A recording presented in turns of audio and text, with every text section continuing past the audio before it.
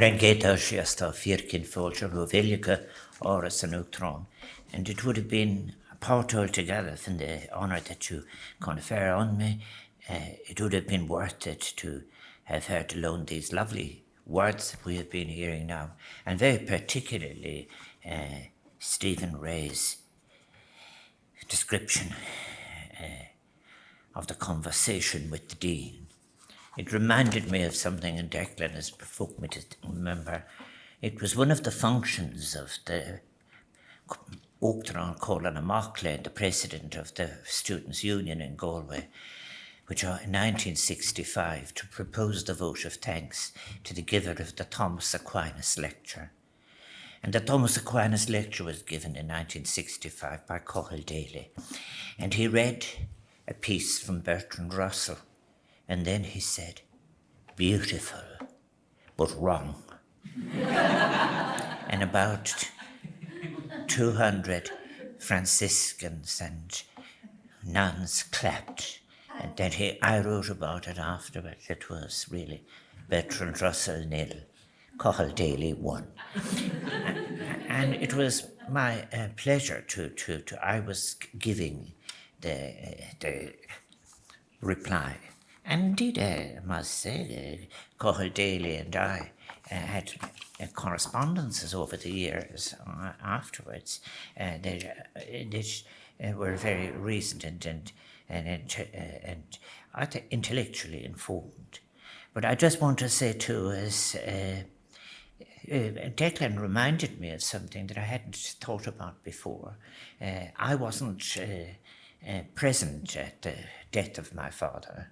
I was in the Carter Home in Ennis, but James Joyce wasn't present at the death of his father either. And I think when I think about this, I must say that since the time here, not just here in Áras and Uachtaráin with Sabina and your good selves, is that when gaps are in your life, in many cases, they're filled by great friendships.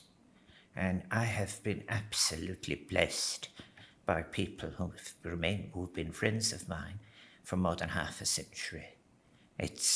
I'm so grateful for that. I wrote in a bit about it in one of my poems where I said, when Jesus left home, he never returned. And I knew what I was doing there in many cases is that where you see the soul not confined to circumstance, but I just want to say what a great privilege it is during the year in which we mark the centenary of the publication of Ulysses to have been chosen as the recipient of the Tundish Award.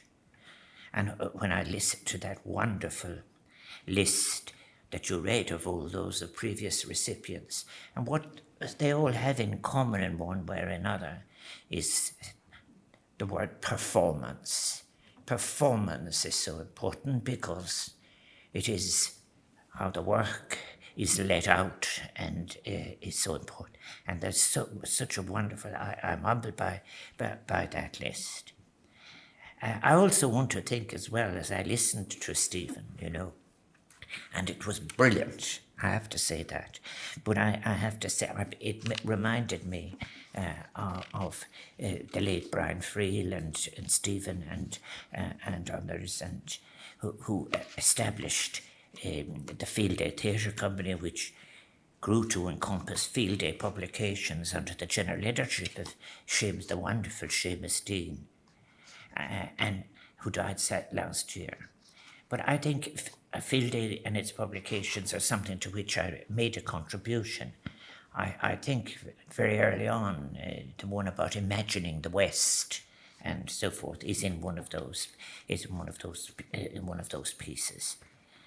Field Day was something extraordinary, and I look back on it now. I said that very often to Patrick Heatherman. It was like a flash of lightning in Irish intellectual circles. A kind of a flash of lightning accompanied by much thunder. And the thunder that came afterwards was unpredictable. I should say that I wish you all a very happy Bloomsday. It was 2018. I visited the grave in Flunturn, where James Joyce has rested since 1941, the year I was born myself. And I was there marking, however late and in full knowledge of what should have happened in 1941. But I was seeking on behalf of the Irish people across the globe to acknowledge our obligation to James Joyce, and beyond him to Nora and the family, their profound and enduring contribution, James's profound and enduring contribution to our literature at some of their cost. And his grandson Stephen, in conversation then, told me very shortly afterwards how grateful he was for the care and attention that had been paid to his grandfather's grave by the public authorities in Zurich, a mark of the great respect and affection in which James Joyce was, of course, held around the world, but particularly in Zurich. And I want to again today to thank the people of Zurich for that. And Stephen expressed, we had, I think, said to me about how, in relation to who would be in the grave next, we discussed it. His wife Solange had died, and our ashes had been distributed in the south of France. And his wish was that when he died, that his ashes would be distributed with Solange. And therefore we began a discussion then, and he asked me if I would raise with the Zurich authorities, which I did, if some mention could be made of Lucia at the grave. And he suggested that the most appropriate thing would be, in fact, actually James Joyce's lovely, beautiful poem, a poem for my daughter, which I'd like to read. I have indeed, we used to have that argument about Ecce and Ecce, about Ecce Poor, and indeed I had often discussed that poem and the changing of the second line, A Boy is Born, with Stephen on many occasions. But the poem he wanted near the grave and referred to was this one, and it was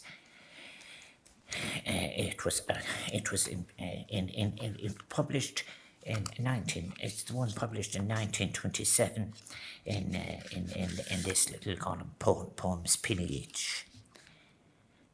Frail the white rose. I have to use my temporary glasses. I'm after a little operation on my eyes. So, yes. Trieste in 1913 he wrote, Frail the white rose, and frail are her hands that gave, whose soul is sere and paler than time's wan wave. Rose frail and fair, yet frailest, a wonder wild in gentle eyes thou veilest, my blue-veined child. And the conversations, therefore, I think we now, with the passing of Stephen Joyce, from all those he had roused and those much smaller number of people who remained friends, but Stephen, in the long conversations about this, was very anxious that is what should be at the grave in Zurich. And I have actually contacted the authorities for that, and I'm waiting for it to happen. I think with the passing of Stephen Joyce, the direct connection with the family is now over. And of course, a whole century separates us from the publication of the daring, seminal and challenging work of literature that was Ulysses. It's a novel that not only introduces to a new form of narration, but also subverted the traditional concept of the heroic in the epic poem and the hero who might be at its centre. In Ulysses, there is so much more than a singular, contextually complex and perilous journey fraught with risk, or a celebration of a brave protagonist overcoming danger and jeopardy. We are invited to do so much more in that great book we celebrate, brought into the mind and thoughts of an ordinary man as he ambles through his native city, conducting his daily business and transacting his mood on what he saw. The World and Dubliners were gifted a novel rich in complexity and perplexity, a novel of which Joyce reportedly said, and Declan knows this so often, I've put in so many enigmas and puzzles that it will keep the professors busy for centuries arguing over what I meant. and that's the only way of ensuring one's immortality. And they haven't let him down. They have not looked after, made his book immortal, in fact, but they have exposed as well their own lesser efforts for achieving immortality. But Ulysses remains the subject of much analysis, critical interpretation, and the emergence and fluctuation of academic careers, new papers, critiques, and essays that continue to explore and examine the conundrums and challenges of a 20th century masterpiece. Ulysses allows the sensory imagination, I believe it is most important, to run free, to envisage an unrestrained, unrealized, perhaps unrealizable humanity beyond the must and the seediness and destructive restraint of the private. It forces us to question the happenings of the mind in its reconfigurations between memory and imagination, to ponder the personal projection of the storyteller onto the events that are continually unfolding, unfinished and undescribed. That was a brave new departure, denying the reader any right to any implicit and unthinking trust that might be demanded from the narrator, leaving space for personal and collective experience, and something that Declan Carpenter's work has emphasised as well, and humour too. We are regularly trusted to look beyond the words on the page, consider the importance of what might have been omitted or left unsaid for us to find, unexperienced in any of the senses, to search between the layers of narrative for significant moments and inaudible epiphanies that quietly drive the entire novel. And so 100 years on from the publication of Ulysses, it remains a work that is wonderful in its challenging, puzzling us, and continues to leave itself open to new insights and reinterpretation and versions of the personal lives that will read it.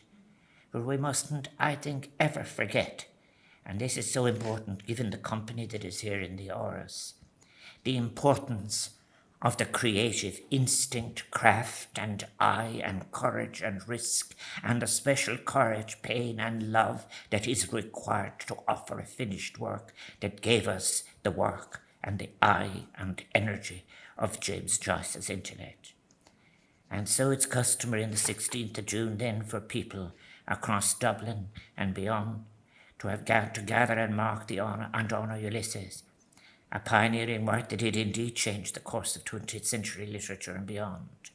But it is also so important that we also be willing to recall with love the price and the pain and the joy and the eccentricity with which we began our little ceremony celebrated, that is so essential in James Joyce itself. And I take the opportunity of expressing my deep gratitude to putting me among that uncolluder sin or ruatu, and to thank you for honouring me so much with the book. It's a very special company to be in, as indeed your good selves, how welcome you all are, and you brighten this day, Bloomsday. May I wish you all a very happy Bloomsday.